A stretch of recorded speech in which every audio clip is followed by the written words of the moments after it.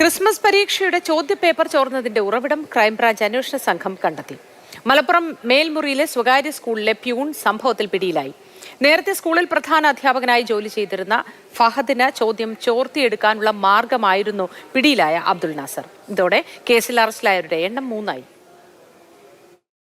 Christmas പരീക്ഷാ ചോദ്യപേപ്പർ ചോർന്ന സംഭവത്തിൽ നിർണായകമായ അറസ്റ്റാണ് ഇന്ന് നടന്നത്. ചോദ്യങ്ങൾ ചോർന്ന ഉറവിടം ഏതാണെന്ന അന്വേഷണത്തിനൊടുവിൽ മലപ്പുറം മേൽമുറിയിലെ മഅദിൻ ഹയർ സെക്കൻഡറി സ്കൂളാണ് ഉറവിടമെന്ന് കണ്ടെത്തി. മലപ്പുറം പനങ്ങാങ്ങര സ്വദേശിയും സ്കൂളിലെ പ്യൂണുമായ അബ്ദുൽ നാസറാണ് പിടിയിലായത്. +1 സയൻസ് വിഷയങ്ങളുടെ ചോദ്യപേപ്പറുകൾ ചോർത്തിയെന്ന കുറ്റം പ്രതി സമ്മതിച്ചിട്ടുണ്ട്. SSLCയുടെ ഇംഗ്ലീഷ് ചോദ്യപേപ്പർ ചോർന്നതുമായി ബന്ധപ്പെട്ട് കൂടുതൽ കാര്യങ്ങൾ അന്വേഷിച്ചു വരികയുമാണ്. ഫോൺ അതിനുശേഷം അയാൾ ഈ അയച്ചിരിക്കുന്ന മെസ്സേജുകളൊക്കെ ഫോട്ടോസൊക്കെ അയാൾ ഡിലീറ്റ് ചെയ്തായും കാണുന്നുണ്ട്. സയൻസിന്റെ 4 ക്വസ്റ്റ്യൻ പേപ്പർ അയച്ചു കൊടുക്കുന്ന അയാൾ പറഞ്ഞിരിക്കുന്നത്. +1 മാത്സ് വരും, അതിൽ ഫിസിക്സ്, കെമിസ്ട്രി, ബയോളജി ഒക്കെ അയച്ചു കൊടുത്തായിട്ടാണ് പറഞ്ഞിരിക്കുന്നത്.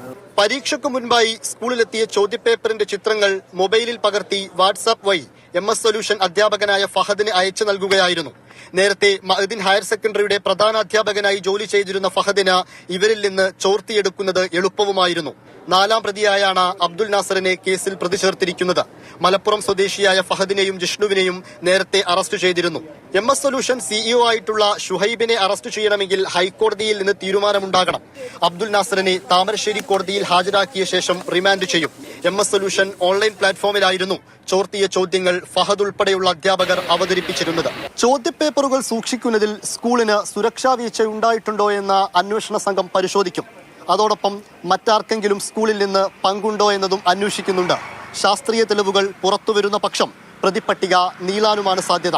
മാതൃഭൂമി ന്യൂസ്, കോഴിക്കോട്.